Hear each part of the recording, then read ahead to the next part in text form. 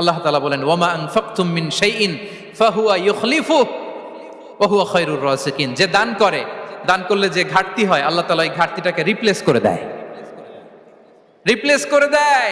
বিষ্ণু ইসা ইসলাম বলেছেন মা নাকাসা মালু আবদিন মিন সাদাকা। চ্যারিটি করলে, দান করলে আল্লাহ তার সম্পদ কখনো কমায় না। প্রতিদিন সকালবেলা দুজন ফেরেশতা নেমে বলতে থাকে আল্লাহুম্মা আ'তি মুনফিকান খালাফা, আল্লাহুম্মা আ'তি মুমসিকান চালাফা। ফেরেশতা দুজন বলে আল্লাহ, যে দান করলো, দানের কারণে যে ঘাটতিটা হলো এটা তুমি মেক আপ করে দাও, এটা তোমার পক্ষ থেকে বারাকা দিয়ে রিপ্লেস করে দাও। আর যে ধরে রাখলো, কৃপণতা করলো, ওর সম্পদকে আল্লাহ তুমি ধ্বংস করে দাও। ওয়াল ইয়াদু বিল্লাহ। আমরা যেন দান করি। এরপরে বিষ্ণু ইসা ইসলাম বলেছেন বেশি বেশি হজ উমরা করলে, বেশি বেশি যদি কারো সাধ্য থাকে, ফিনান্সিয়াল ক্যাপাসিটি থাকে, বেশি বেশি হজ উমরা করলে তার রিজিকে বারাকা নেমে আসে। সব শেষে হচ্ছে দোয়া করা।